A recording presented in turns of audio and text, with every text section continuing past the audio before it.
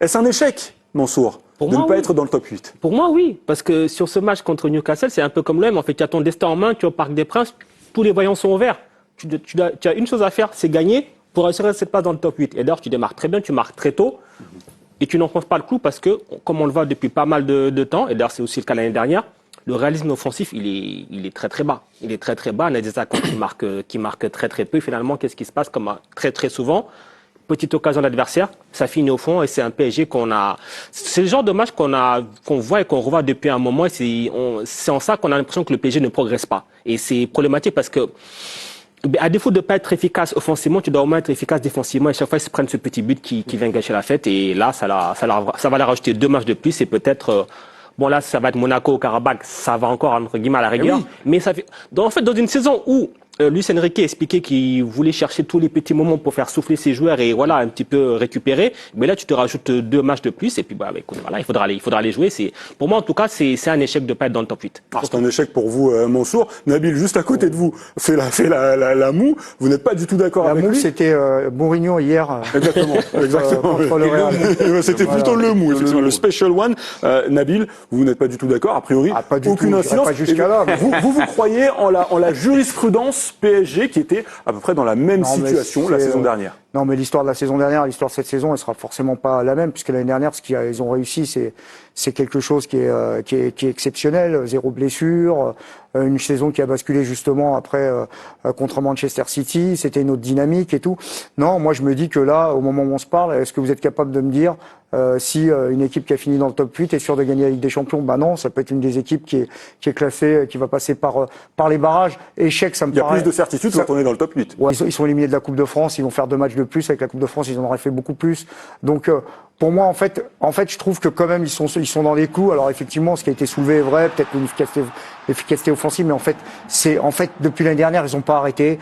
Pacho, c'est un joueur qui a eu 5 jours de vacances, par exemple, qui est, un peu de rechute, qui a des rechutes qui soient moins dominants, qu'ils l'ont été. Bon, il reste quand même, bon, pour moi, ça reste tout en haut. Alors, les équipes qui sont en forme, en ce moment, le PSG sont peut-être un tout petit peu moins en forme. Mais globalement, j'ai pas le ressenti. Pour moi, ça pas, le mot échec. Enfin, échec, c'est quand t'es éliminé, quoi. Là, c'est pas échec.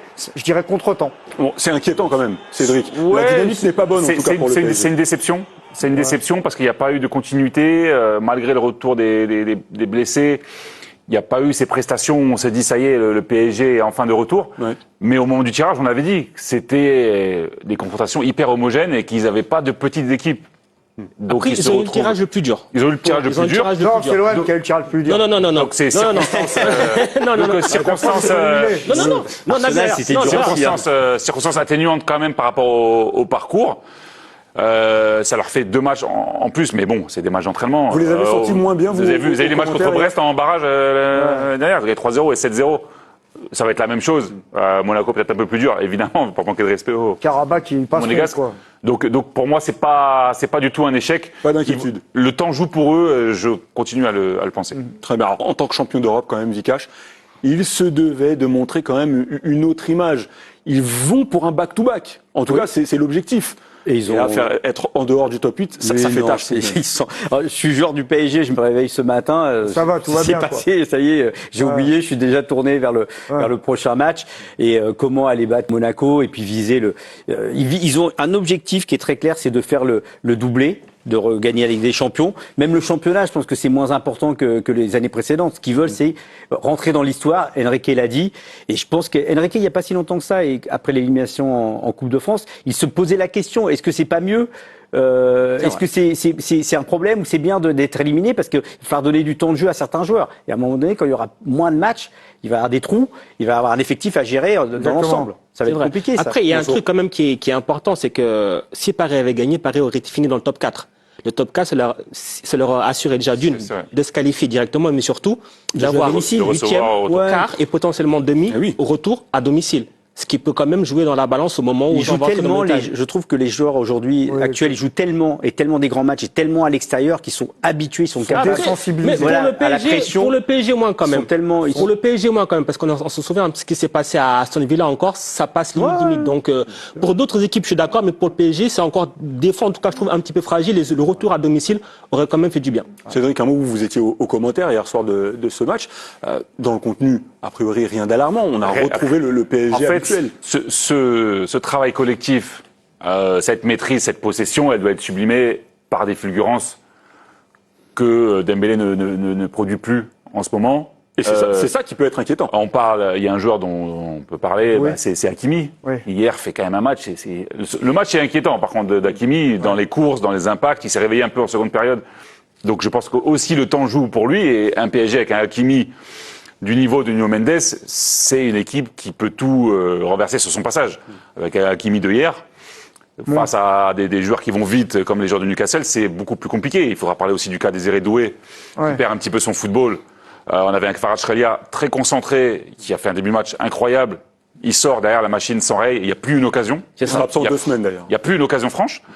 Donc c'est bien qu'il y ait moins de matchs peut-être, mais il va falloir mettre l'intensité et les gestes justes. Comme tu l'as dit, moi je trouve, comme tu disais Cédric, il va falloir dégonfler le melon de Désiré Doué parce que il a remporté il a remporté le Golden Boy. Golden Boy c'est très beau, on est là machin et tout, mais à un moment donné il se regarde jouer maintenant en ce moment et c'est pas possible.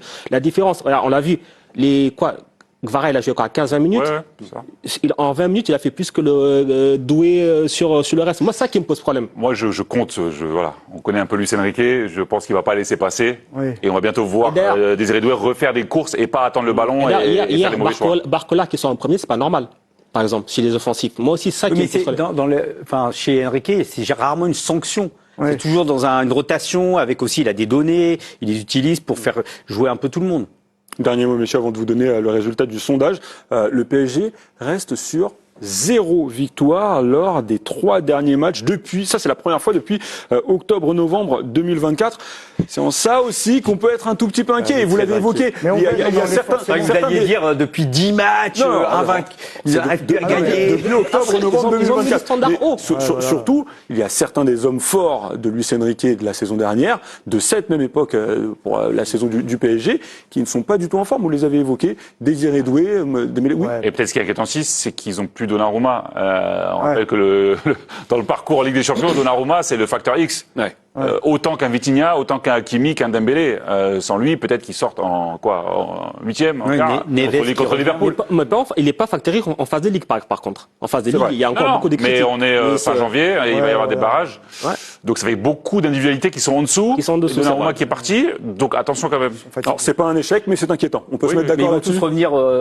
Il y a une préparation. Ils vont s'organiser pour que physiquement les remecs. Le temps passe. C'est pas l'interrupteur dire ça y est, maintenant on est prêt. C'est souvent c'est programmé tout ça. Messieurs, résultat du sondage. Le PSG hors du top 8. Est-ce un échec? Réponse tout de suite. Oui, messieurs, un grand oui. 67% de nos abonnés, de ceux qui nous suivent, estiment que c'est un échec pour le PSG. Voilà. Oh là là, je suis foutu. Non, je suis mort. Vous pensez que j'ai peur? Mais j'ai pas peur. Écoutez bien cette vidéo et ça va être un séisme dans l'histoire du football et dans l'histoire de la Ligue des Champions. On va jouer les troubles fêtes, on va gâcher la fête. Tout le monde pense que le Paris Saint-Germain va nous battre pour ces barrages de Ligue des Champions. Mais écoutez bien cette stat. Sur les 8 derniers matchs de Ligue 1, on a 7 défaites. Devinez contre qui on n'a pas perdu maintenant. Non, vous ne rêvez pas. C'est bien contre le Paris Saint-Germain avec un but de Minamino. Voilà. Parce que là, tout le monde s'attend à un PSG-Barça en 8e de finale. Tout le monde est content. Mais on va venir gâcher la fête. On va jouer les troubles fêtes. Voilà. On va affronter le Barça en 8e de finale. Et vous savez ce qui va se passer encore? Vous allez être encore plus choqués. On va rééditer l'exploit qu'on avait édité la saison passée en phase de Ligue des Champions où on avait battu le Barça de 2-1. Sans compter le trophée Gamper où on les avait virés de leur stade en leur mettant 3-0. Denis Zakaria, il posait avec la photo du trophée Gamper au milieu du stade. Il n'y avait plus personne dans le stade. Le Barça, ça nous connaît. Et on va arriver en quart de finale de Ligue des Champions. Voilà le séisme que va provoquer l'AS Monaco cette saison en Ligue des Champions. Vous n'êtes pas prêts. Entre le PSG et Monaco, j'aurais préféré ne pas affronter Monaco. Je voulais tirer Karabag parce que les matchs contre une équipe de Ligue 1, franchement, c'est chiant. J'aurais aimé que chacun joue de son côté, que Monaco aille le plus loin possible, qu'on aille le plus loin possible de notre côté également. Maintenant, c'est comme ça, c'est PSG Monaco.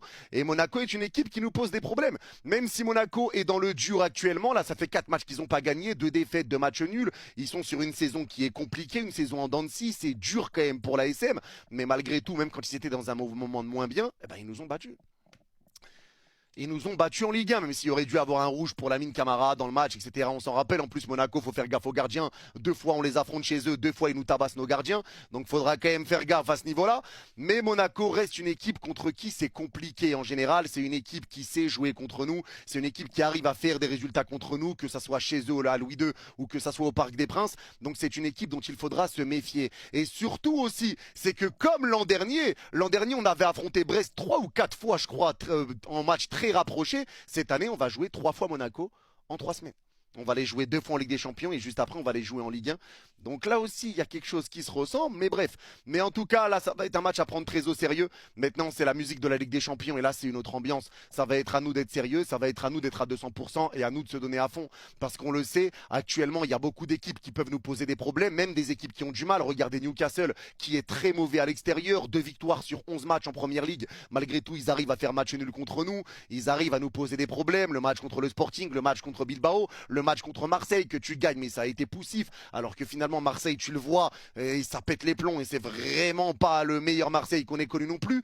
Donc, il y a vraiment des interrogations autour de ce PSG et c'est pour ça que là, c'est l'heure de se réveiller. Là, on n'a plus le droit à l'erreur. Maintenant, c'est des matchs à élimination directe et on n'a pas le droit de se faire éliminer par un club de Ligue 1. En Ligue des Champions, t'as pas le droit de faire ça. Ça peut arriver de perdre des matchs en Ligue 1, mais se faire éliminer par une Ligue 1 en Ligue des Champions, ça c'est hors de question. Et Monaco, même s'ils sont moins bien, contre le PSG, c'est différent. Contre le PSG, c'est un match où tu vois une envie différente, où les équipes, même quand elles sont moins bien, elles ont envie de gagner. On est les champions en titre. Le Monaco sait nous jouer. Monaco a l'habitude de nous jouer en Ligue 1. À nous d'être sérieux. À nous d'être sérieux, à nous de faire le taf déjà à Louis II, de leur faire mal et après de nous gérer au Parc des Princes, mais surtout de montrer quelque chose de différent dans l'attitude, dans l'envie, dans le mouvement et dans la collectivité. Parce que là, on est sur un PSG qui est différent. Un PSG qui a plus de mal que la saison passée au même stade de la compétition. À ce moment-là, l'an dernier, on sortait d'une grosse victoire et d'une remontada contre City et d'une super victoire contre Stuttgart et on jouait très bien. Et ça avait commencé depuis le mois de décembre. Parce que certains parlent que de ce match contre City, mais l'an dernier, non, ça avait commencé au mois de décembre où tu arrives à gagner contre Salzbourg, où enfin tu arrives à mettre des buts avec tes attaquants, tu gagnes contre Monaco avec une petite remontada, tu gagnes Lens en Coupe de France, tu gagnes Lyon dans le championnat, tu commençais déjà à être cohérent depuis le mois de décembre. Là, on est vraiment dans l'inverse, on est sur un PSG qui a commencé fort et qui arrive dans un moment qui est un peu plus timide avec une seule victoire sur les 5 derniers matchs en Ligue des Champions. Donc à nous d'être sérieux, dans ce match contre Monaco parce que Monaco va être à 200%. Monaco va être sérieux et Monaco, ils vont jouer leur coup à fond.